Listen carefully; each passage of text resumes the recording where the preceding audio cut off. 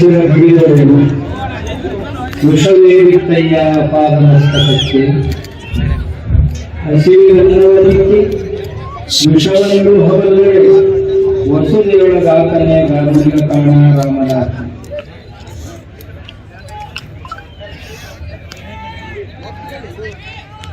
ಜಗತ್ತಿಗೆ ಸಮತೆಯ ಸಂದೇಶವನ್ನ, ಸ್ವಚ್ಛ ಶುದ್ಧ ಸಮಾಜವನ್ನ ಕೊಟ್ಟು ಹೋದಂತ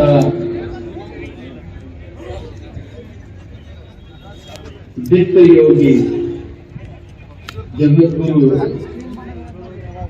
ಬಸವೇಶ್ವರರ ಶ್ರೀ ಸನ್ನಿಧಿಗೆ ವಂದಿಸುತ್ತಾ ಮಾದಾರ ಹರಳಯ್ಯ ನಗರದಿಂದ ಹಿಡ್ಕೊಂಡು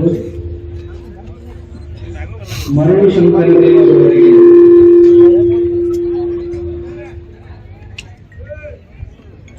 ಎಲ್ಲ ಶರಣ ಬಳಗ ಯಾವ ಸಮಾಜವನ್ನ, ಅಪೇಕ್ಷಿತ ಸಮಾಜವನ್ನ ನಿರ್ಮಿಸುವಲ್ಲಿ ತನ್ನ ಯೋಗದಾನವನ್ನು ನೀಡಿತು, ಆ ಎಲ್ಲ ಶರಣರ ಶ್ರೀ ಸನ್ನಿಧಿಗೆ ವಂದಿಸುತ್ತಾ ವೇದಿಕೆಯ ಮೇಲೆ ಉಪಾಸನೆಯಾಗಿ ನಮ್ಮೆಲ್ಲರಿಗೂ ಆಶೀರ್ವಚನಗಳನ್ನು ನೀಡಿದಂತ ಹಿರಿಯರಾದ ಮಾರ್ಗದರ್ಶಕರು ಆದಂತ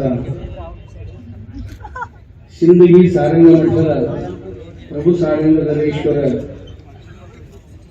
ಶ್ರೀಗಳೇ ಆದಿಯಾಗಿ ಎಲ್ಲ ಪೂಜ್ಯಪಾದರ ಮಾತೆಯರ ಚರಣಗಳಲ್ಲಿ ಪ್ರಣಾಮಗಳನ್ನು ಹೇಳ್ತಾ, ವೇದಿಕೆ ಮೇಲೆ ಆಸೀನರಾಗಿರುವಂತ ರಾಜನೈತಿಕ ಕ್ಷೇತ್ರದ ಎಲ್ಲ ಹಿರಿಯರಲ್ಲಿ ಎದುರಿಗೆ ಉಪಸ್ಥಿತರಿರುವಂತಹ ಎಲ್ಲ ಶರಣ ತಂದೆ ತಾಯಿಗಳಲ್ಲಿ ಅನಂತ ಶರಣ ಎತ್ತ ನೋಡಿದರ ತಕ್ಕ ನೀನೇ ದೇವ, ಸಕಲ ವಿಸ್ತಾರದ ರೂಢ ನೀನೇ ದೇವ, ವಿಶ್ವತೋ ಪಾದ, ವಿಶ್ವತೋ ಬಾಹು, ವಿಶ್ವತೋ ಚಕ್ಷು, ಇವೆಲ್ಲೂ ನೀನೇ ಆಗಿದ್ದೀಯ ಅಂತ ಅದನ್ನೇ ಸಂಸ್ಕೃತದಲ್ಲಿ ಬೇರೆ ಮಾತಿನಲ್ಲಿ ಇದನ್ನೇ ಹೇಳಿ, ಪುರುಷ ಸೂಕ್ತದಲ್ಲಿ ಇದೇ ಮಾತು ಬರುತ್ತೆ, ಇಂಥದ್ದನ್ನು ಹೇಳ್ತಾರೆ. ಆದ್ದರಿಂದ ಬಸವಣ್ಣ ಹಿಂದೂಗಳು ಅಂತ ನಾವು ಎರಡನೇದಾಗಿ ಯಾರಿಗೆ ಹಿಂದೂಗಳು ಅಂತ ಹೇಳ್ತಾರೆ? ದೇವರು ನಮ್ಗೆ ಏನದಾವಲ್ಲ, ಕೆಲವೊಂದು ಇರುವುದು ಅಂದ್ರೆ ನಿರ್ಗುಣ ನಿರಾಕಾರವಾಗಿದ್ರೂ ಸಹಿತ ಆ ದೇವರನ್ನ ಕಾಣಲಿಕ್ಕೆ ಸಗುಣ ಸಾಕಾರ ರೂಪಗಳು ಬೇಕಾಗ್ತಾವೆ. ಈ ಗಾಳಿಯೊಳಗೆ ನೀರಿದ್ರೂ ಸಹಿತ ಕುಸ್ ಕುಸ್ ಅಂತ ಹೇಳಿ ಸ್ವರ ಅಂತ ಜಗ್ಗಿದ್ರೆ ನೀರು ಬಾಯಾಗ ಬರುವುದಿಲ್ಲ. ಅದಕ್ಕೊಂದು ಯಂತ್ರ ತಯಾರು ಮಾಡಬೇಕಾಗ್ತೈತಿ, ಮಾಡಿ ನೈಟ್ರೋಜನ್ ಸಪ್ರೇಟ್ ಮಾಡ್ಬೇಕಾಗ್ತೈತಿ, ಕಾರ್ಬನ್ ಸಪ್ರೇಟ್ ಮಾಡ್ಬೇಕಾಗ್ತೈತಿ, ಹೈಡ್ರೋಜನ್ ಅಷ್ಟೇ ತಕ್ಕೋಬೇಕಾಗ್ತೈತಿ. ತಕೊಂಡು ನಾವು H2O ಅಂತ ಏನು ಅಂತೀವಲ್ಲ, ಆ H2O ತಕೊಂಡು ಬಿಡ್ಬೇಕಿದ್ರೆ ಒಳಗಿಂದ ಅಂದ್ರೆ ನೀರು ನಮ್ಗೆ ಇದ್ರೊಳಗೆ ಸಿಗ್ತೈತಿ. ಇದ್ರೊಳಗೆ ಎಲ್ಲ ಕಡೆನೂ ನೀರು ಐತಿ, ಆಗ ಏನ್ ಬೇಕಂತ ತಗೋತೀನಿ ಅನ್ನಕ್ಕೆ ಬರುವುದಿಲ್ಲ. ಹಾಗೆ ದೇವರು ಎಲ್ಲೆಡೆಗೆ ಇದ್ದಾನೆ, ಹವಾ ಏನಿಲ್ಲ ನನಗೆ ಇದ್ರೊಳಗೆ ತುಂಬಿದ್ದ. ಹಾಗಾದ್ರೆ ಇಷ್ಟು ಹವಾ ಹೊರಗೆ ತುಂಬಿರುವ ಹೊತ್ತಿನಾಗ ಟೈರ್ನಾಗ ಯಾಕೆ ಹೊಸ ಮತ್ತೆ ಪಂಪಲ್ಲಿ ಹವಾ ತುಂಬಬೇಕಪ್ಪ? ಮತ್ತೆ ಇಷ್ಟೆಲ್ಲ ಹವಾ ಐತಿ, ಟೈರ್ನಾಗ ಯಾಕೆ ತುಂಬಬೇಕ? ಟ್ಯೂಬ್ನಾಗ ಯಾಕೆ ಹವಾ ತುಂಬಬೇಕು? ಅಲ್ಲಿ ಟ್ಯೂಬ್ನಾಗ ತುಂಬಾಕ್ ಮತ್ತೊಂದು ಕಂಪ್ರೆಸರ್ ಬೇಕಾಗ್ತೈತೆ. ಅದು ಹೆಂಗ್ ಈ ಹವಾ ತುಂಬಾ ಕಂಪ್ರೆಸರ್ ಬೇಕಾಗ್ತೈತಲ್ಲ, ಹಂಗ ಆ ನಿಜವಾದಂತ ನಿರ್ಗುಣ ನಿರಾಕಾರನಾದಂತ ದೇವರನ್ನ ಕಾಣಲಿಕ್ಕೆ ಸಗುಣ ಸಾಕಾರವಾದಂತ ಮೂರ್ತಿ ಉಪಾಸನೆಗಳು ಬೇಕಾಗ್ತವೆ ಅನ್ನೋದನ್ನ ನಾವು ಅರಿತುಕೊಳ್ಬೇಕು. ಅದನ್ನ ಕೆಲವರು ದೇವಾಲಯಗಳನ್ನ ಮೂರ್ತಿ ರೂಪದಲ್ಲಿ ಕೊಟ್ಟರು, ಬಸವಣ್ಣವರು ಅದನ್ನ ನಮ್ಮ ಕೈಯೊಳಗೆ ಲಿಂಗ ರೂಪದಲ್ಲಿ ಕೊಟ್ಟರು. ಇನ್ನು ಮತ್ತೆ ಕೆಲವು ಜನ ಏನಂತಾರ, ಕಲ್ಲು ದೇವರು ದೇವರಲ್ಲ, ಮಣ್ಣು ದೇವರು ದೇವರಲ್ಲ ಅಂತ ಬಸವಣ್ಣವ್ರು ಹೇಳ್ಯಾರ.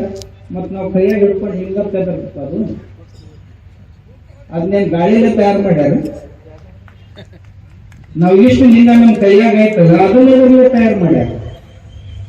ಆದ್ರಿಂದ ಎಲ್ಲ ವಚನಗಳನ್ನ, ಸಾಂದರ್ಭಿಕ ಮಾತುಗಳನ್ನ ಸಾಂದರ್ಭಿಕವಾಗಿ ಯಾರೋ ಒಬ್ಬ ಪೂರ ಆಯುಷ್ಯನ ಅದ್ರಾಗ ಕಳೆದಾನ ಅಂತ ಮನುಷ್ಯಾಗ ಬುದ್ಧಿ ನೋಡೋ ಸಲುವಾಗಿ ಒಂದು ಹೇಳಿದ ಮಾತ ಹೊರತು ಅದು ಸರ್ವರಿಗೂ ಹೇಳಿದಂತ ಮಾತು ಅಲ್ಲ ಅನ್ನೋದನ್ನು ನಾವು ತಿಳ್ಕೋಬೇಕು. ಇಂಥ ವಚನಗಳು ಬಹಳ ಬಸವಣ್ಣವರು ಒಂದು ವಚನ ಮತ್ತೊಂದು ವಚನಕ್ಕೆ ವಿರೋಧ ಮಾಡುತ್ತಾರೆ. ಹೀಗಂತ ತಿಳ್ಕೊಂಡು ಇಂಥ ವಿರೋಧವಾಸಿ ವಚನಗಳನ್ನ ಅಣ್ಣವ್ರು ಹೆಂಗೆ ಹೇಳಿದ್ರು ಅಂತ ಅನ್ನಬಾರದು. ಅವು ಸಾಂದರ್ಭಿಕ ಉಪದೇಶಗಳು. ಹೇಗೆ ಜನ ಭೇಟಿ ಆಗ್ತಾ ಹೋದ್ರು ಆಗಾಗ ಅವ್ರಿಗೆ ಉಪದೇಶ ಮಾಡ್ತಾ ಹೋದ್ರು. ಏನೇನೋ ಚಿಕ್ಕ ಪುಟ್ಟ ದೋಷಗಳು ಇಲ್ಲ ಅಂತಿಲ್ಲ, ಅದು ಸವಾಲು ಕಾಲ ಇರ್ತೈತೆ.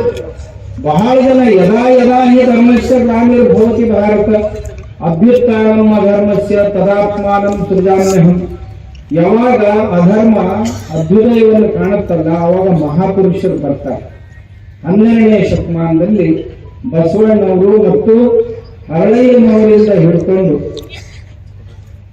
ಮರಳಶಂಕರ ದೇವರವರೆಗೆ ಸಾವಿರಾರು ಮಹಾತ್ಮರು ಬಂದರು. ಪ್ರತಿಯೊಬ್ಬರು ತಮ್ಮ ತಮ್ಮ ಸಾಮರ್ಥ್ಯಕ್ಕನುಸಾರವಾಗಿ ಮತ್ತೊಬ್ಬರಿಗೆ ಹೆಚ್ಚು ಹೇಳದೆ ತಮ್ಮ ಆಚರಣೆಯಿಂದ ಸಮಾಜವನ್ನು ತಿದ್ದಿದ್ರು. ಈಗ ಇತ್ತೀಚೆಗೆ ಏನ್ ನಡೆದೈತಿ, ನಾ ಹಂಗಾಯಿರಮ್ಮ ನೀವು ಅಟ್ಟ ಸುಧಾರಣೆ ಆಗಲಿ ಅಂತ ಉಪದೇಶ ಮಾಡೋರು ಬಂದಾಗ ನಾವೇನು ತಿದ್ದವ್ರಲ್ಲ. ನೀವೆಲ್ಲರೂ ಸುಧಾರಣೆ ಆಗ್ಬೇಕು, ನಾವು ಮಾತ್ರ ಹೆಂಗಿರ್ಬೇಕು ಹಂಗೆ ಇರೋರು. ಹಿಂಗಾಗಿ 800 ವರ್ಷ ಆಯ್ತು ಬಸವಣ್ಣವ್ರು ಹೇಳಿದ್ದು ಒಬ್ರು ಸುಧಾರಣೆ ಆಗ್ಲಿಲ್ಲ. ಯಾಕಾಗ್ಲಿಲ್ಲಪ್ಪ? ಹೇಳೋರು ಸುಧಾರಿಸಿಲ್ಲ ಅಂದಾಗ ಇಲ್ಲಿ ಕೇಳೋದು ಯಾವಾಗ ಸುಧಾರಿಸೋದು? ಇದು ಸಮಸ್ಯೆ ನಮ್ದು. ಅದಕ್ಕೆ ನಾವು ಆತ್ಮ ಪರೀಕ್ಷಣೆಯನ್ನು ಮಾಡ್ಕೋಬೇಕು. ನಾವು ಯಾವ ಮಾತನ್ನ ಹೇಳ್ತೀವಿ? ಯಾಕಂದ್ರೆ ಬಸವಾದಿ ಪ್ರಮುಖರು ಎಲ್ಲರೂ ಹಿಂದೂಗಳು. ಯಾಕೆ ಹಿಂದೂಗಳು? ಹಾಗಾದ್ರೆ ಹಿಂದೂಗಳು ಯಾರು ಅಂತ ಒಂದು ಸಾರಿ ವಿಚಾರ ಮಾಡಿ. ಯಾರಿಗೆ ಹಿಂದೂಗಳಂತ ಕರೀಬೇಕು? ಯಾರು ದೇವರಲ್ಲಿ ವಿಶ್ವಾಸ ಇರ್ತಾರೋ, ದೇವರನ್ನು ನಂಬುತ್ತಾರೋ ಅವರು ಹಿಂದೂಗಳು. ಒಂದು ಆ ದೇವರು ಎಂಥದ್ದು? ದೇವನೊಬ್ಬ ನಾಮ ಹದವು ಅಂತ ಯಾರಿಗೆ ವಿಶ್ವಾಸ ಐತಿ? ಯಾಕಂದ್ರೆ ದೇವರು ಇರೋರು ಈ ಜಗತ್ತಿನಾಗ ಒಬ್ಬನ, ಅವನ ನಾಮರೂಪ ಮಾತ್ರಗಳನ್ನು ಭಿನ್ನ ಭಿನ್ನ.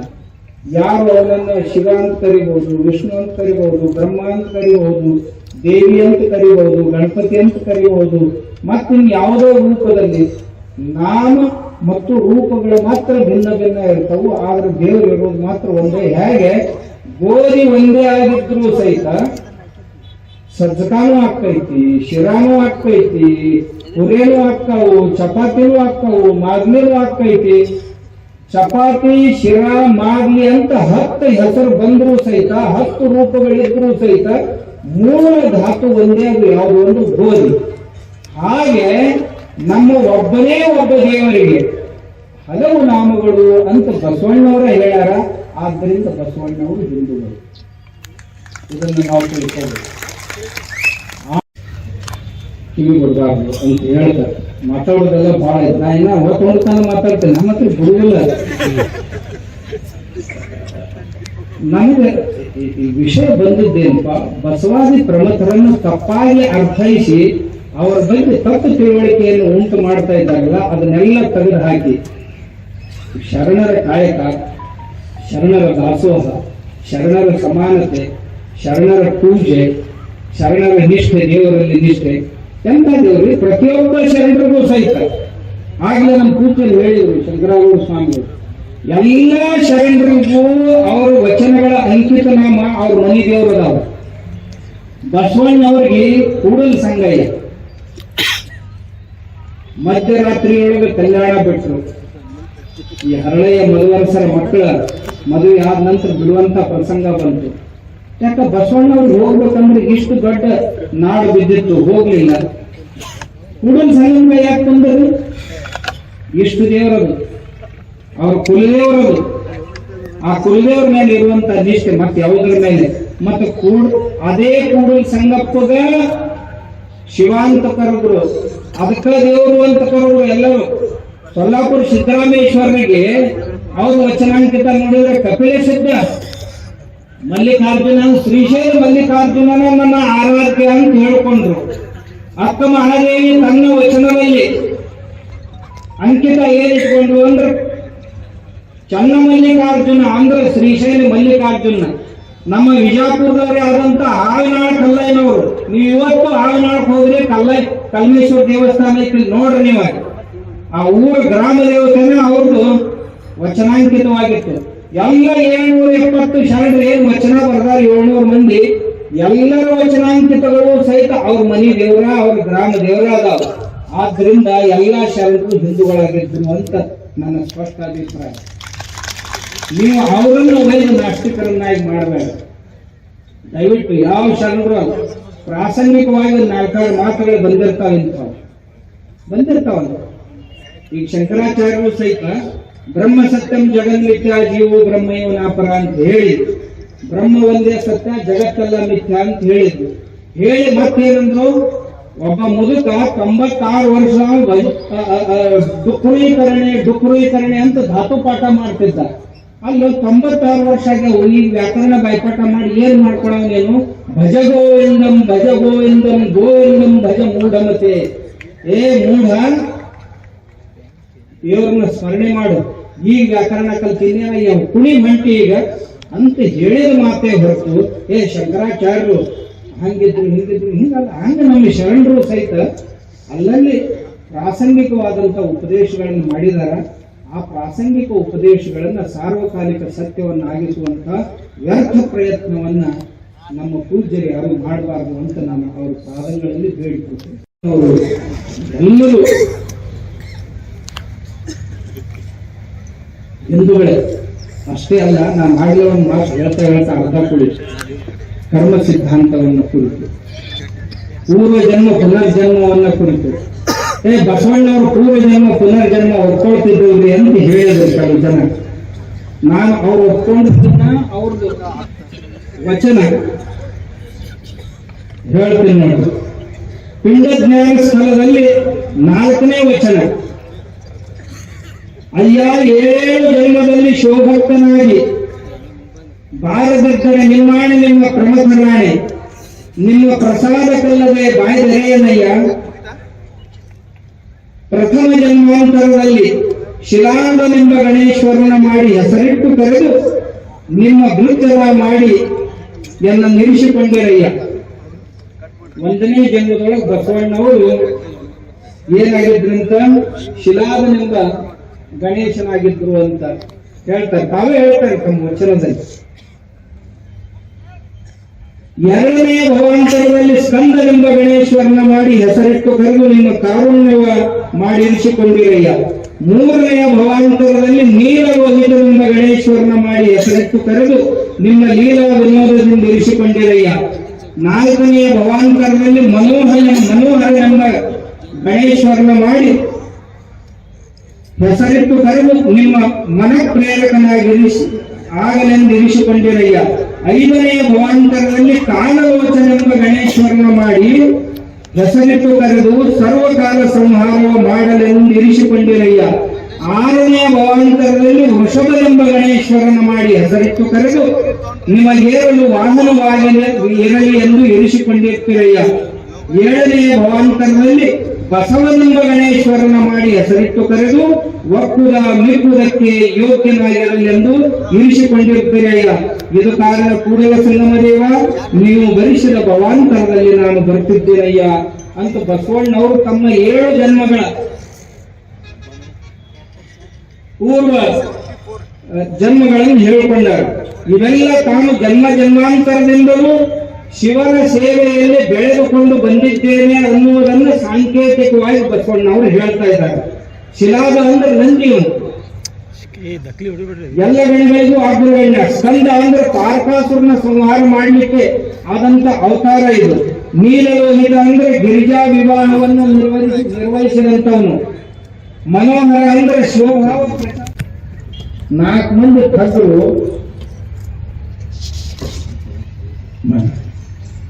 4 ಮಂದಿ ಠಾಕರು ಕುಂಬಳಕಾಯಿ ಒಲಿಸ್ಬೇಕಂದ್ರೆ ತಗೊಂಡು ಹೋಗ್ಬೇಕಂದ್ರ ಒಬ್ಬ ಇಲ್ಲಿ ನಿಂತ, ಒಬ್ಬ ಅಲ್ಲಿ ನಿಂತ, ಒಬ್ಬ ಅಲ್ಲಿ ನಿಂತ ಅದೇ ಜಾಗ. ಮೊದಲನೇ ಒಂದ ನಾಯಿ ಕುಂಬಳಿಗಂತಿ ಅಂದ. ಇವ ನೋಡಿದ ನಾಯಲ್ಲಿ ಕುಂಬಳಕಾಯಿ ನಾಯಿ ಮುತ್ಕೊಂಡಿಲ್ಲ ಅಂದ.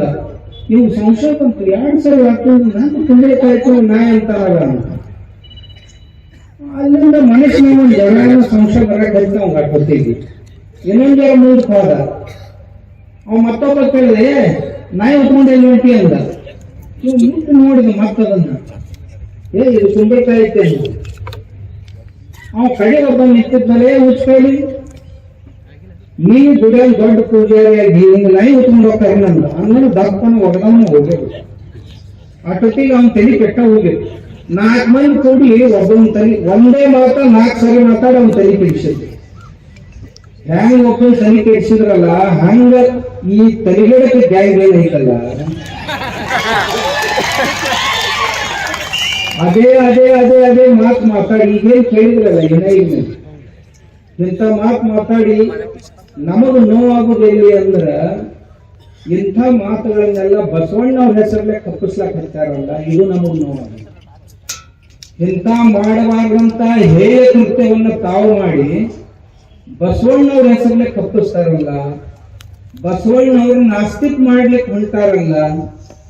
ಬಸವಣ್ಣವರು ದಾರ್ಶನಿಕರು, ಋಷಿತುಲ್ಯ ವ್ಯಕ್ತಿಗಳು. ಬಸವಣ್ಣವರು ಅಂಕು ಡೊಂಕುಗಳನ್ನ ತಿದ್ದಿ ಸಮಾಜವನ್ನ ಸುಂದರಗೊಳಿಸುವಂತ ಒಬ್ಬ ಮಹಾಪುರುಷ.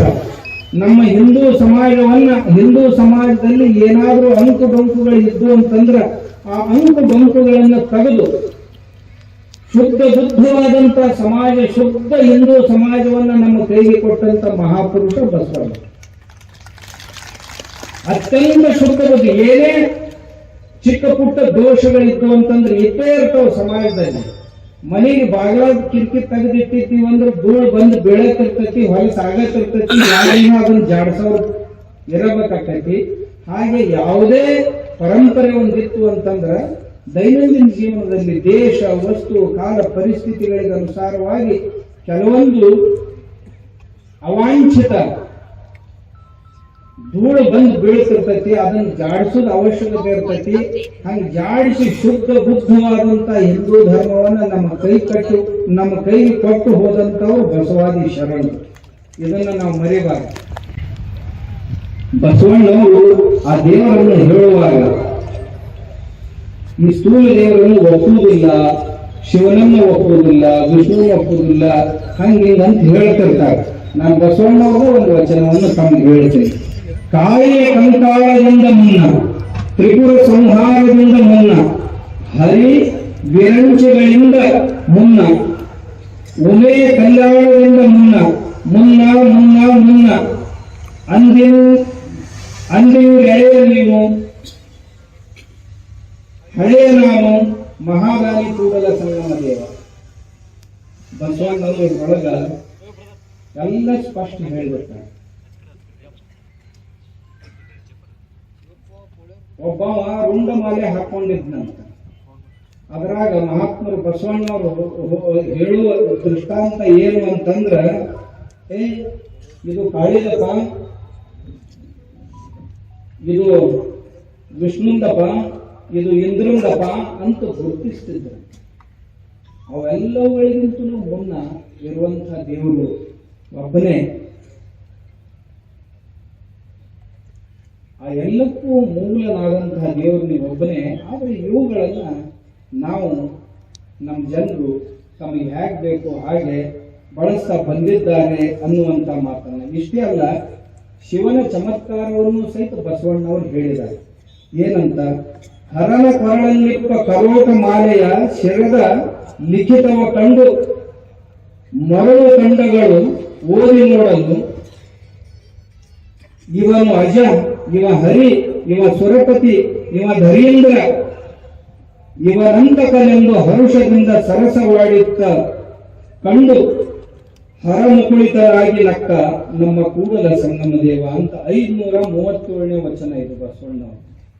ಈ ವಚನದ ತಾತ್ಪರ್ಯ ಏನಂದ್ರ, ಶಿವ ತನ್ನ ಸುತ್ತ ಇರುವಂತಹ ಭೂತಗಳು ಅಂತ ಏನಿರ್ತಾವ, ಆ ಭೂತಗಳು ಶಿವನ ಕಡೆ ನೋಡ್ತಿದ್ದು ಅಂತ, ಆತನ ಕೊರಳಲ್ಲಿಯ ರುಂಡಮಾಲೆಯನ್ನು ನೋಡಿ ಅಂತಿದ್ದು ಅಂತ, ಅಲ್ಲಿರುವ ರುಂಡಗಳನ್ನು ಗುರುತಿಸ್ತಿದ್ರಂತ. ಇದು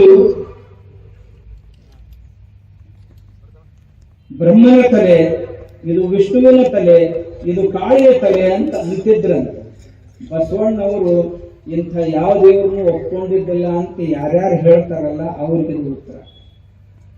ಬಸವಣ್ಣವರು ಶಿವನ ರೂಪವನ್ನು ಇಷ್ಟು ಚಂದಾಗಿ ವರ್ಣನೆ ಮಾಡಿದ್ದಾರೆ.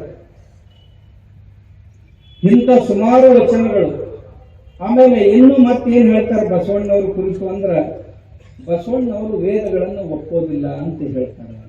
ಬಸವಣ್ಣವರು ಇಂಥ ಎಲ್ಲ ಗುಡಿಯ ದೇವಾಲಯಗಳನ್ನು ದೇವರುಗಳನ್ನು ಒಪ್ಪೋದಿಲ್ಲ ಅಂತ ಹೇಳ್ತಾರೆ.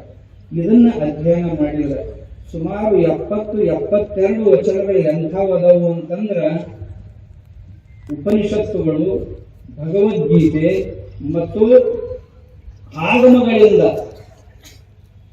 ಉದ್ಧೃತಗೊಳಿಸಿದಂತ, ತಮಗೆ ಬೇಕಾದಾಗ ಉದ್ಧೃತಗೊಳಿಸಿದಂತ ಕೆಲವೊಂದು ಶ್ಲೋಕಗಳು ಬಸವಣ್ಣವರು ವಚನಗಳಲ್ಲಿ ಬರ್ತಾವೆ. ಆಮೇಲೆ ಒಂದು 30-35 ವಚನಗಳು ಎಂಥವು ಅಂದ್ರ ನಮ್ಮ ಪುರಾಣಗಳಲ್ಲಿ ಕಥೆಯನ್ನು ಬಸವಣ್ಣವರು ಹೇಳ್ತಾರೆ. ಸುಮಾರು ಆ 30-35 ವಚನಗಳಲ್ಲಿ 100-112 ಪುರಾಣದ ಕಥೆಗಳನ್ನು ಬಸವಣ್ಣವರು ಹೇಳಿದ್ದಾರೆ. ಇಷ್ಟೇ ಅಲ್ಲ, ಬಸವಣ್ಣವರು ಕರ್ಮ ಸಿದ್ಧಾಂತವನ್ನು, ಈಗ ಬಹಳ ಜನ ಏನ್ ಹೇಳಕತ್ತಾರ, ಬಸವಣ್ಣವರು ಕರ್ಮ ಸಿದ್ಧಾಂತ ಒಪ್ಪುತ್ತಿದ್ದಿಲ್ಲ, ಹಿಂದೂ ಧರ್ಮದಲ್ಲೂ ಹಂಗಿಲ್ಲ ಅಂತ. ಹಂಗಿಲ್ಲ, ಬಸವಣ್ಣವರು ಕರ್ಮ ಸಿದ್ಧಾಂತವನ್ನು ಒಪ್ಕೊಂತಿದ್ರು. ಬಸವಣ್ಣವರು ಪೂರ್ವ ಜನ್ಮ ಪುನರ್ಜನ್ಮ, ಹಿಂದೂಗಳು ಯಾರಿಗೆ ಅಂತಾರ ಅಂದ್ರೆ ಯಾರು ಪೂರ್ವ ಜನ್ಮ ಪುನರ್ಜನ್ಮವನ್ನು ಒಪ್ಕೊಳ್ತಾರ ಅವ್ರಿಗೆ ಹಿಂದೂಗಳಂತಾರ, ಯಾರು ಕರ್ಮ ಸಿದ್ಧಾಂತವನ್ನು ಒಪ್ಕೊಳ್ತಾರ ಅವ್ರಿಗೆ ಹಿಂದೂಗಳಂತಾರ, ಯಾರು ಮೋಕ್ಷ ಸಾಧನೆಯನ್ನು ಒಪ್ಕೊಳ್ತಾರ, ಮೋಕ್ಷ ಪಡೆಯೋದರ ಮೇಲೆ ಯಾರಿಗೆ ನಂಬಿಕೆ ಇದೆಯೋ ಅವರಿಗೆ ಹಿಂದೂಗಳಂತ ಕರೀತಾರ. ಹಾಗಾದ್ರೆ ಬಸವಣ್ಣವರು ಇವುಗಳನ್ನು ಒಪ್ಕೊಂಡಿದ್ರು ಇಲ್ಲೋ ಅಂತ ತಮಗೆ ಅನಿಸಿದ್ರ, ಬಸವಣ್ಣವರು ಕರ್ಮ ಸಿದ್ಧಾಂತವನ್ನ ಬಹಳ ಚಂದಾಗಿ ಒಪ್ಕೊಂಡು, ಸಂಚಿತ ಕರ್ಮ ಉಂಡಲ್ಲದೆ ಬಿಡದು, ಪ್ರಾರಬ್ಧ ಕರ್ಮ ಭೋಗಿಸದಲ್ಲದೆ ಹೋಗದೆಂದು ಶ್ರುತಿ ಸಾರುತ್ತಾ ಇದ್ದಾವೆ ನೋಡ. ಅವ್ರಿಗೆ ಬಸವಣ್ಣವರು ವೇದಗಳನ್ನು ಒಪ್ಕೊಳ್ಳಂಗಿಲ್ಲ ಅಂತ ಹೇಳಿದ್ರು ಈಗ ಪ್ರವಚನ ಮಾಡುವ ಸ್ವಾಮಿಗಳು. ಈ ಬಸವಣ್ಣವ್ರ ವಚನದೊಳಗೆ ಹೇಳ್ಯಾರ, ಪಂಡಿತನಾಗಲಿ ಮೂರ್ಖನಾಗಲಿ ಸಂಚಿತ ಕರ್ಮ ಉಂಡಲ್ಲದೆ ಬಿಡದು, ಪ್ರಾರಬ್ಧ ಕರ್ಮ ಭೋಗಿಸದಲ್ಲದೆ ತೀರದು ಅಂತ ಇಷ್ಟು ಸ್ಪಷ್ಟವಾಗಿ ಬಸವಣ್ಣವ್ರು ಹೇಳ್ತಾ, ತಾನಾವ ಲೋಕದೊಳಗಿದ್ದರೂ ಬಿಡದು, ಇದನ್ನ ಶ್ರುತಿ ಸಾರುತ್ತಾ ಇದ್ದಾವೆ ನೋಡ. ಶ್ರುತಿ ಅಂದ್ರೆ ಉಪನಿಷತ್ತುಗಳು, ಉಪನಿಷತ್ತುಗಳಂದ್ರೆ ವೇದದ ಅಂತಿಮ ಭಾಗ. ಹಾಗಾದ್ರೆ ಬಸವಣ್ಣವರು ವೇದಗಳನ್ನು ಒಪ್ಕೊಂಡಂಗ ಆತಂತಿರೋ ಇಲ್ಲಂತಿರೋ? ಮತ್ ಇವರೆಲ್ಲ ಏನ್ ಹೇಳ್ಕೊಂತ ಹೊಂಟಾರಲ್ಲ, ಇದು ನಿಜ ಏನು? ಜನರನ್ನ ಭ್ರಮಿತರನ್ನಾಗಿಸೋದು, ಜನರ ತಲೆ ಕೆಡಿಸೋದು ಇಂಥ ಕೆಲಸ. ಅವರ ಪಾದ ಪದ್ಮಗಳಲ್ಲಿ ನಮ್ಮ ಪ್ರಣಾಮ ಮಾಡಿ ನಮ್ಮ ಅರಿಕೆ ಏನು ಅಂದ್ರೆ, ಬಸವಣ್ಣವ್ರ ಸಾಹಿತ್ಯವನ್ನು ಚೆನ್ನಾಗಿ ಓದ್ರಿ. ಸುಮ್ಮನೆ ಒಂದು 4-6 ವಚನ ಬಾಯ್ಪಾಟ್ ಮಾಡ್ಕೊಂಡು ಹೆಂಗ್ ಬಾಯಿಗೆ ಬಂದಂಗೆ ಜಡಿಸ್ಕೊತ ಹೊಂಟಿರಲ್ಲ ಈ ಉದ್ಯೋಗ ಬಂದ. ಇದರಿಂದ ಸಮಾಜಕ್ಕೆ ಏನು ಒಳ್ಳೇದಾಗುವುದಿಲ್ಲ. ಸಮಾಜವನ್ನು ದಾರಿ ಬಿಡಿಸ್ತೀರಿ ನೀವು, ದಾರಿ ತಪ್ಪಿಸ್ತೀರಿ ನೀವು. ದಯವಿಟ್ಟು ಇಂಥ ಕೆಲಸ ಮಾಡಕ್ ಹೋಗ್ಬೇಡ್ರಿ. ಇವನು ಓದ್ರಿ.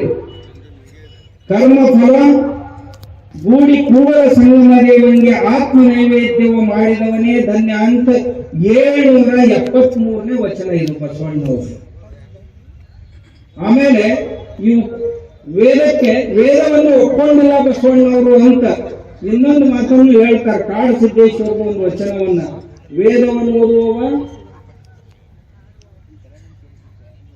ಯಾರ ಮಗನ ಅಂತಾರೆ ಬ್ಯಾಡ್ರಿ, ಶಾಸ್ತ್ರವನ್ನು ಓದುವವ ಸೂಳೆಯ ಮಗ ಅಂತಂದ್ರು.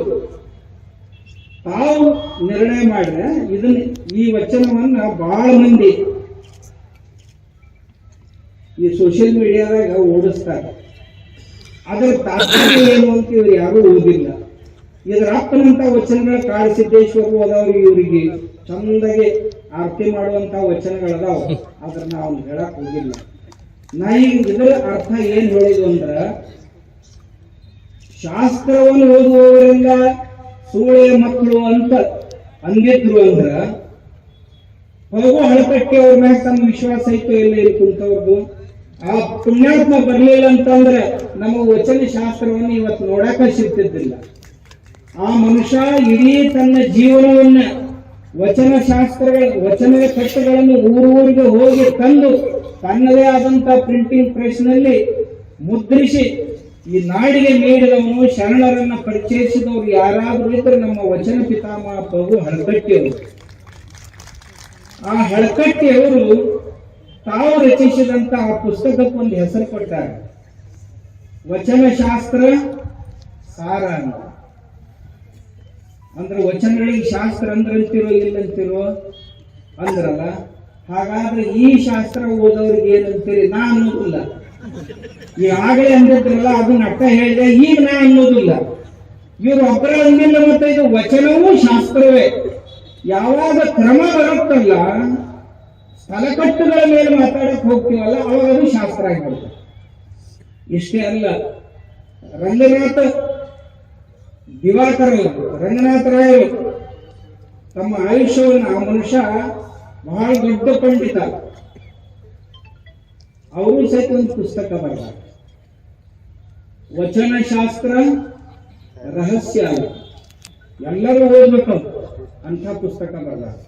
ಅದ್ರೊಳಗ ಒಂದು ಮಾತನ್ನು ಬರ್ತಾರೆ, ಎಲ್ಲಿ ಎಲ್ಲಿ ಜ್ಞಾನದ ಮಾತುಗಳು ಬರ್ತಾವ ಅದಕ್ಕೆ ವೇದ ಅಂತ ಕರಿಬೇಕು ಅಂತ ಆರ್ ದಿವಾಕರ್ ಅವರು ಹೇಳ್ಯಾರ. ಹಾಗಾದ್ರೆ ಶರಣರು ಬಸವಣ್ಣವರು ವೇದಗಳನ್ನು ಒಪ್ಕೊಂಡಿದ್ರು ಇಲ್ಲೋ ಅನ್ನೋದನ್ನ ಅವರವರ ವಿಚಾರಕ್ಕೆ ಬಿಟ್ಟು ಬಿಡೋದು. ಶರಣರಂತೂ ಒಪ್ಕೊಂಡಿದ್ರು. ಇಲ್ಲ ಅಂತ ಅನ್ನೋರು ನನ್ನ ಹತ್ರ ಬರ್ರಿ, ನೀವ್ ಎಲ್ಲಿ ಅನ್ನ ಬರಕ್ ತಯಾರಿದೀನಿ, ಇಂಥದ ಒಂದು ವೇದಿಕೆ ತಯಾರು ಮಾಡ್ರಿ, ಅಲ್ಲಿ ಕುಂತ್ಕೊಂಡು ಚರ್ಚೆ ಮಾಡೋದು. ಇವತ್ತ ನಾಳೆ ಅನ್ಕೊಂಡ ಕಡೆಗೆ ಇವತ್ತು ಸೇರಿ ಬಂದದ್ದು. ಇದು ಮಹಾನುಭಾವದಲ್ಲಿ ಆಗಬೇಕಾದಂತಹ ಸಮಾವೇಶ ಆಗಿತ್ತು. ಇದನ್ನೇ ಬಹಳ ಬಂದಿಲ್ಲ. ಕೆಲವೊಂದು ಈ ಕಾಡಸಿದ್ದೇಶ್ವರ ಸ್ವಾಮಿ ಈ ಮಾತಾಡ್ತಾನೆ ಹೆಂಗೆಲ್ಲ ನೋಡೋದು ಬಂದದ್ದು ಒಂದಿಷ್ಟು ಬಂದಿರ್ತದೆ.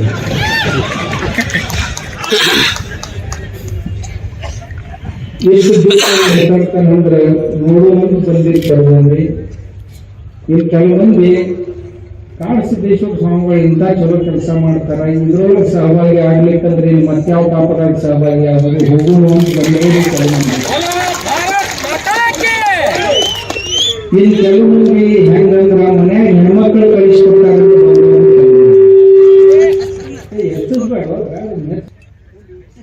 ಮನ್ಯಾಗ ಅವುಗಳು ಇರ್ತಾರ, ದಿನ ಕೇಳ್ತಿರ್ತಾರ, ಎಲ್ಲರೂ ಸೋಷಿಯಲ್ ಮೀಡಿಯಾದಾಗ ನೋಡ್ತಿರ್ತಾರ, ಮನೆ ನಾವು ನೋಡ್ಕೋತೀವಿ ಇವತ್ತೊಂದು ಭೂಮಿಯಾಗಿ ಅಂತ ಕಳಿಸ್ಕೊಟ್ಟಾರ. ಹಂಗ ಬಂದು ಎತ್ತುಗಳು ಒಳಗಿರ್ತಾರೆ. ಇನ್ನು ಕೆಲವು ಜನ ಯುವಕರು ಏನದಾರ,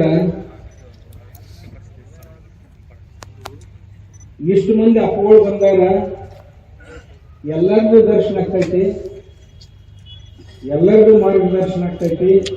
ಬಟ್ ನಾವು ನಮ್ಮ ಧರ್ಮ ಉಳಿಸಕ್ ಹೋಗ್ಲಿಲ್ಲ ಅಂದ್ರೆ ಮಸೀದಿಗೆ ಹೋಗಿ ನಮಾಜ್ ಮಾಡಬೇಕು ಅಂತ ತಿಳ್ಕೊಂಡು ಈ ಸಮಾವೇಶಕ್ಕೆ ಬಂದವರು ಬಹಳ ಮಂದಿ. ನಿಮ್ಮೆಲ್ಲರಿಗೂ ತುಂಬ ಹೃದಯದ ವಂದನೆಗಳು. ಎಲ್ಲ ತಿಳಿದರು ಮಾತಾಡ್ಯಾರ. ಮೊದಲನೇದು ಬಬಲೇಶ್ವರದಾಗ ಯಾಕೆ ಈ ನಮ್ಮ ಅಣ್ಣಗಳು ಏನು ಬಂದು ನಿಂತಾರಲ್ಲ, ಅವರು ಜನಪ್ರತಿನಿಧಿಗಳು. ಇವರೆಲ್ಲರೂ ಮಂದಿ ಮನುಷ್ಯನೊಳಗೆ ಏನು ಪ್ರಶ್ನೆ ಇರ್ತಾವ ಎಲ್ಲ ಅವ್ರು ನಮಗೆ ಕೇಳ್ತಾರೆ. ಕೇಳಿ ಉತ್ತರ ಕೊಡುವಂತ ಜವಾಬ್ದಾರಿ ಅವ್ರ ಮೇಲೆ ಇರ್ತದೆ. ಗೊತ್ತಿರಪ್ಪ, ಆ ಎಲ್ಲರೂ ಕೇಳಿ ಬಬಲೇಶ್ವರದಾಗ ಯಾಕೆ ಅದಕ್ಕೆ ನಮ್ಮ ಪೂರ್ವದಲ್ಲಿ ಬಹಳ ಮಂದಿ ಮಹಾತ್ಮರು ಉತ್ತರನೂ ಕೊಡ್ತಾರೆ. ನಾವೇನು ಎತ್ಕೊಂಡವ್ರು ಕೂಸಪ್ಪ ಯಾರು ಕರೀತಾರ ಅವ್ರಂತ ಹೋಗ್ತೀವಿ. ಅದಕ್ಕೆ ಇಲ್ಲಿಯವರು ಬಾ ಅಂದ್ರು ಇಲ್ಲಿ ಬಂದ್ರಿ ಅಷ್ಟೇ. ನೀವೇನ್ ತಿಳ್ಕೊಂಡ್ರಿ, ಯಾರನ್ನಾರ ಹಣ್ಯಾಕ್ ಬಂದೀವಂತಾರೆ, ನೀವು ಕಿವಿ ಅದ್ರ ಸಲುವಾಗಿ ಭಾಳ ನಿಗರಿ ಕುಂತಿರ್ತಾವ. ಅವನು ಹಣ್ಯಾಕ್ ಬಂದಾರೇನು, ಇವನು ಹಣ್ಯಾಕ್ ಬಂದ, ನಾವು ಯಾರನ್ನೂ ಹಣ್ಯಾಕ್ ಬಂದವ್ರು ಅನ್ಸೋಣ. ದೇವ್ರ ಹಣಿತಾನೆ, ಯಾರನ್ನು ಹೇಳ್ಬೇಕವ್ರನ್ನ ನಾವು ಹಣಿದಾಗ ನಾವು ದೇವರಲ್ಲಿ ಪ್ರಾರ್ಥನೆ ಮಾಡ್ಕೊಳ್ಳೋರು. ಎಲ್ಲ ನಮ್ಮ ಜನಸಾಗರ ಬಂದೈತಿ. ಬಸವಾದಿ ಶರಣರು ಹಿಂದೂ ಬೃಹತ್ ಸಮಾವೇಶ ಅಂತ ಹಿಂಗ್ಯಾಕೆ ಹೆಸರು ಕೊಟ್ರಿ ಅಂತೂ ನಮ್ಮನ್ನು ಕೇಳ್ಯಾರ ನಮ್ಮ ಅಣ್ಣಗಳೆಲ್ಲರೂ. ಮತ್ತೇನು ಹಿಂದೂ ಸಮಾವೇಶ ಅಂತ ನಡೀತಿರ್ತಲ್ಲ, ಬಸವಾದಿ ಶರಣರು ಇದೇನು ವಿಚಿತ್ರ ಅನ್ನಿಸ್ತೈತ್ರಿ ನಮ್ಗ ಅಂತ ಅಂತಾರೆ. ಯಾಕಂದ್ರ ಬಸವಾದಿ ಶರಣರ ಮ್ಯಾಗ ಕೆಲವು ಮಂದಿ ಪೇಟೆಂಟ್ ಮಾಡ್ಕೊಂಡ ಅವ್ರ ಬಗ್ಗೆ ನಾವು ಅಷ್ಟೇ ಮಾತಾಡೋದು, ಜಗತ್ತಿನಾಗ ಮತ್ತೊಬ್ಬರಿಗೆ ಯಾರಿಗೆ ಅವ್ರ ಮೇಲೆ ಅಧಿಕಾರ ಇಲ್ಲ ಅನ್ನುವಂತ ಒಂದು ತಿಳುವಳಿಕೆಯನ್ನ, ತಪ್ಪು ತಿಳುವಳಿಕೆಯನ್ನು ಸಮಾಜದೊಳಗೆ ನಿರ್ಮಾಣ ಮಾಡ್ಯಾರ. ಆ ತಪ್ಪು ತಿಳುವಳಿಕೆಯನ್ನು ತೆಗೆದು ಹಾಕುವ ಸಲುವಾಗಿನ ಬಸವಾದಿ ಶರಣರ ಬೃಹತ್ ಹಿಂದೂ ಸಮಾವೇಶ. ಯಾಕಂದ್ರೆ ಬಸವಾದಿ ಶರಣರು ಯಾರ ಅಪ್ಪನ ಸೊತ್ತು ಅಲ್ಲ. ಒಂದ ಮಾತ 10 ಸಾರಿ ಮಾತಾಡಿದ ಕೂಡಲೇ ನಾವು ಅದರ ಮಾಲೀಕರಾಗ್ತೀವಿ ಅಂತ ದಯವಿಟ್ಟು ಯಾರು ಭಾವಿಸುವಾಗ, ಯಾರ ತತ್ವಗಳು ಜಗತ್ತಿಗೆ ಜಗನ್ಮಾನ್ಯ ಆಗ್ತಾವು ಅವ್ರು ಎಲ್ಲರಿಗೂ ಅಷ್ಟೇ. ಬಸವಣ್ಣವರ ಮತ್ತು ಶರಣರ ತತ್ವಗಳು ಜಗನ್ಮಾನ್ಯ ತತ್ವಗಳಾಗಿರೋದ್ರಿಂದ ಅವ್ರು ಯಾರು ಶರಣರು ತಮ್ಮ ಸ್ವತಂತ್ರ ಅಸ್ತಿತ್ವವನ್ನ ತೋರಿಸುವಂತ ಪ್ರಯತ್ನವನ್ನು ಎಂದೂ ಮಾಡಿದವರು. ನಮ್ಮ ಹಿಂದೂ ಸಮಾಜದ ಒಂದು ಭಾಗವಾಗಿಯೇ ಇದ್ದಂಥವ್ರು. ಇನ್ನು ಮತ್ತೆ ಪ್ರಶ್ನೆ ಬಂತು ಏನಂತ, ಬಸವಾದಿ ಶರಣರು ಹಿಂದೂಗಳು ಹೆಂಗ? ಯಾಕಂದ್ರ ಒಂದೇ ಮಾತ 10 ಸಾರಿ ನಾವು ಸಾರಿ ಹೋಗಾಗ ಹೈಸ್ಕೂಲ್ದಾಗ ಸಂಸ್ಕೃತ ಕಲ್ಯಾಗ ಒಂದು ಕಥೆ ಬರ್ತಿತ್ತು ಅಂತ. ಬಾಲ್ಕಿ ಸ್ವಾಮಿಗಳು ಹೆಸರು ಹೇಳ್ಬಿಡ್ತೀನಿ, ಸುಮ್ಮನೆ ನಿಮ್ಮ ಶಿವಣ್ಣನ ಹತ್ರ ಹೋಗ್ಬೇಕು, ಸೋಮಣ್ಣನ ಹತ್ರ. ಸೋಮಣ್ಣ ಹುಷಾರ್ ಮನುಷ್ಯ, ಕಾಳಜಿ ಬಿಜರು ಹಾಕೊಳ್ಳಂದ್ರೆ ಹೌದಂದ್ರೆ ಬಾಲ್ಕಿ ಸ್ವಾಮಿಗಳು ಮಾತಾಡ್ತಾರೆ.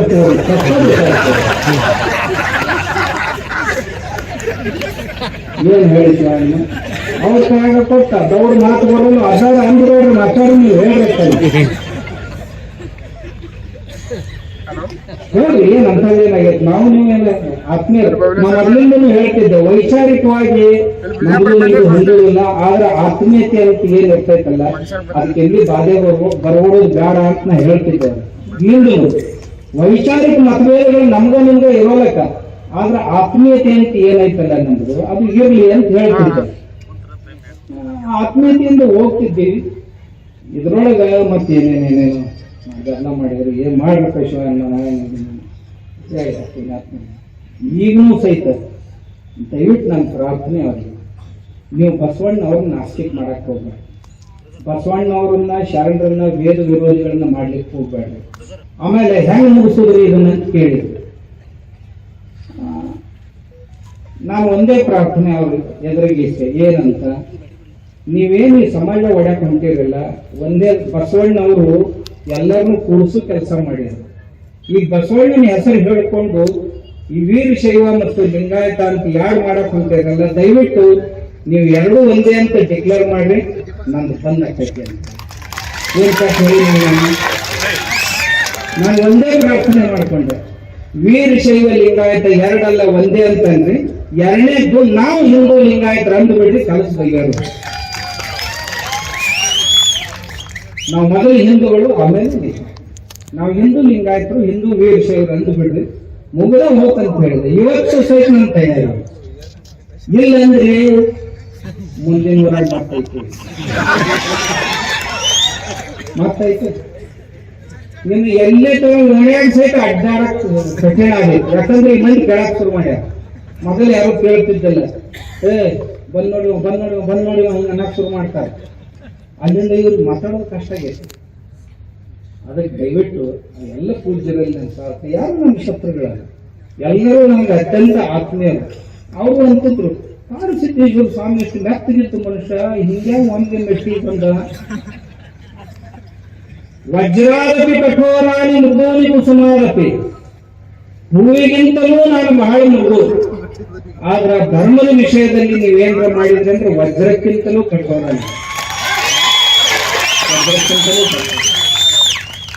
ಅದ್ರಾಗ ಮತ್ತೆ ಅವರು ಇವರು ಯಾರ್ಯಾರ ಸೇರ್ಕೊಂಡು ನಿಮಗೆ ಹಂಗ ಮಾಡ್ತೀವಿ ಹಿಂಗ್ ಮಾಡ್ತೀವಿ ಸ್ವಾಮಿಗಳ ನೀವು ಕ್ಷಮಾ ಕೇಳಬೇಕು ಅಲ್ಲೋ, ಮತ್ತ ಅದು ಅಂತ ಇನ್ನೊಂದೇನೋ ಹೊಸ ಧರ್ಮ ಕಟ್ಟಾಕೊಂತಾರೆ. ಹೌದಲ್ಲ, ಹೊಸ ಧರ್ಮ ಕಟ್ಟಾಕೊಂಡು ಎಲ್ಲಿ ಕಡಿಮೆ ಒಬ್ಬ ಈ ದೇಶದಾಗ ಇನ್ನೊಂದು ಕಟ್ಟಾಕೊಂತಾರಂತ. ನಾ ಅಂದೆ ಹೊಸದ ಕಟ್ಟುದಾಗಿತ್ತಂದ್ರೆ ನಿಮ್ಗೆಲ್ಲರಿಗೆ ನಾವು ಪ್ರಾರ್ಥನೆ ಮಾಡ್ಕೋತೇನೆ. ಹೊಸ ಧರ್ಮ ಕಟ್ಟಕ್ ಹೊಂಟಿದ್ರು ಕಟ್ಟಿದ್ರಂದ್ರೆ ಇನ್ ಮುಂದೆ ಭಕ್ತರು ನೀವೆಲ್ಲರೂ ಕೂಡಿ ಪ್ರಾರ್ಥನೆ ಮಾಡ್ಬೇಕು ಆ ಪೂಜ್ಯರಿಗೆ. ನೀವು ಹೊಸ ಧರ್ಮ ಕಟ್ಟೀರಿ, ಹೊಸ ಮಠ ಕಟ್ಕೋರಿ, ಇದು ಹಳೆ ಖಾಲಿ ಮಾಡಿ ಹೊಸದ ಕಟ್ಟಕ್ ಹೊಂಟೀರಿ ಅಂದ್ರೆ ನಮ್ಮ ಪ್ರಾರ್ಥನೆ ಇದ್ರಪ್ಪ, ಇದು ಸನಾತನ ವ್ಯವಸ್ಥೆಯೊಳಗೆ ಕಟ್ಟಿದಂತ ಮಠ, ಇಂದ ನೀವು ಹೊಸ ಧರ್ಮದ ನಿಯಮದ ಪ್ರಕಾರ ಕಟ್ಟಬೇಕು. ಎರಡನೇದ್ದು ಪೂಜೆಗೆ ಪ್ರಾರ್ಥನೆ ಮಾಡ್ಕೊಳ್ಳೋದು ಏನು ಅಂದ್ರೆ, ನೀವು ಹೊಸ ಧರ್ಮ ಕಟ್ಟೀರಿ ಅಂದ್ರೆ ಹೊಸ ಬಟ್ಟೆ ಹುಡುಕಾಡಿರಿ ಅಂದ್ರೆ, ಇವೆಲ್ಲ ಇವು ಸನಾತನದವರು. ರುದ್ರಾಕ್ಷಿ ನಂಬದೇದು ಹಳಿದು, ಭಸ್ಮ ನಂಬದೇದು ಹಳಿದು, ಹೌದಾ? ಲಿಂಗಪ್ಪ ನಂಬದದು. ಇಷ್ಟು ಒಳಗೊಂದು ಪೀಠಿಕ ಅಂತ ಇರ್ತದೆ, ಹೌದಾ? ಪೀಠಿಕೆ ಅಂತ ಇರ್ತದೆ, ಅದು ಈಶ್ವರಲಿಂಗ. ಇದು ನಮ್ದ. ಯಾಕಂದ್ರೆ ಆಗಮಗಳು ನಮ್ಮ ಒಂದ್ ವೇಳೆ ಹೊಸ ಧರ್ಮ ಬಸವಣ್ಣವ್ರು ಕಟ್ಟ್ಯಾರ ಅಂತ ನಿಮ್ಗೆ ಅನ್ಸಿತ್ತು ಅಂದ್ರೆ, ಬಸವಣ್ಣವ್ರ ಲಿಂಗ ಹೆಂಗ್ ತಯಾರು ಮಾಡ್ಬೇಕು ಅನ್ನೋದನ್ನು ಹೇಳ್ತಿದ್ರ. ಅದು ಎಲ್ಲರ ಒಂದು ವಚನದೊಳಗರ ಇಷ್ಟು ಲಿಂಗವನ್ನು ತಯಾರಿಸುವ ವಿಧಾನ ಅಂತ ಕೇಳಿದ್ರು ಇಲ್ಲ. ಕರಡಿಗೆಯನ್ನು ತಯಾರಿಸುವ ವಿಧಾನ ಅಂತ ಎಲ್ಲರೂ ಕೇಳಿದ್ರು ಕೇಳಿಲ್ಲ. ಎಲ್ಲಿ ಬಂದಪ್ಪ ಇವು ಇಷ್ಟು ಲಿಂಗ ತಯಾರಿಸುವ ವಿಧಾನ? ಪರಮೇಶ್ವರ ಆಗಮನದಲ್ಲಿ, ಶಿವಾಗಮಗಳಲ್ಲಿ ಬಂದಂತಹ ವಿಷಯ ಅಲ್ಲಿ ಹೇಳಿದ್ದಾರೆ ಯಾವ ರೀತಿ. ಆದ್ದರಿಂದ ಇವು ಯಾವುದೂ ಹೊಸಬರ ಕುಂದಿರುವುದಿಲ್ಲ. ಇದು ಲಿಂಗಲ್ಲ, ಇದು ನಮ್ದು. ನೀವು ಮತ್ತೊಂದು ಏನಾರ ಹೊಸ ನೋಡ್ತಾರೆ.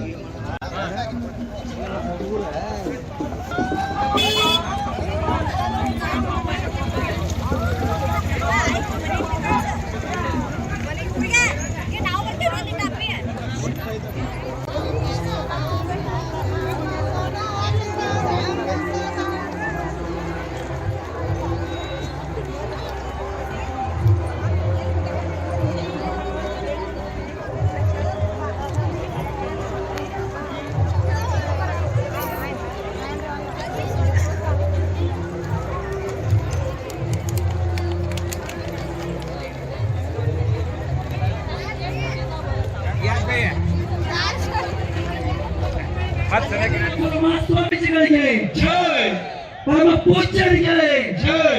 ಧನ್ಯವಾದಗಳು. ವೇದಿಕೆ ಮುಂಭಾಗದಲ್ಲಿ ಆಶೀರ್ವಾದಬೇಕು. ನಿಮ್ಮ ಕಣ್ಣೇರಿಯ ಅಜ್ಜ ಅದು ಹೆಂಗ್ ಧರ್ಮ ರಕ್ಷಕ ಆಗ್ತಾರೆ. ಆ ಹುಟ್ಟಹಬ್ಬಗಳಿಗೆ ಈ ಒಂದು ವೇದಿಕೆ ಮುಖಾಂತರ ಅಜ್ಜ ಉತ್ತರವನ್ನು ಕೊಡಗಾಗಿರಿ ಮತ್ತು ತಯಾರಿಗಳಿಗೆ ಬಂದು ಕೊಡ್ತಾರ. ಆಗ ಒಂದು ಮಾತನ್ನ ಹೇಳ್ತಾ ಇದ್ರು. ಏನಂತ ಕೇಳಿದಾಗ, ಧರ್ಮಕ್ಕಾಗಿ ಎದ್ದು ನಿಲ್ಲೋಣ, ಧರ್ಮವನ್ನ ಒಡೆಯುವರ ಬಗ್ಗನ್ನ ಬರೆಯೋಣ. ಇನ್ನು ಮುಂದಿನದಾಗಿ ಏನನ್ನ ಹೇಳ್ತಾನೆ ಅಜ್ಜ ಅಂತ ಕೇಳಿದಾಗ, ಅಲ್ಲಮ್ಮ ಅತ್ತೆ ಬಸವಣ್ಣ ನಾವೆಲ್ಲ ಒಂದೇ ಕುಲವನ್ನ. ಅಜ್ಜನ ಮಾತುಗಳಿವೆಲ್ಲ ಇವತ್ತು ನಮ್ಮಲ್ಲಿ ಇರ್ತಕ್ಕಂಥ ಎಲ್ಲ ವೈಷಮ್ಯವನ್ನ ಬಿಟ್ಟು ನಿಂತು ನಾವೆಲ್ಲ ಒಂದು, ನಾವೆಲ್ಲ ಹಿಂದೂ ಅಂತಕ್ಕಂಥ ನಿಟ್ಟಿನೊಳಗೆ ಇವತ್ತಿನ ದಿನ ಕಾರ್ಯಕ್ರಮಕ್ಕೆ ಏನು ಆಗಮನ ಮಾಡಿದ್ದೇವೆ.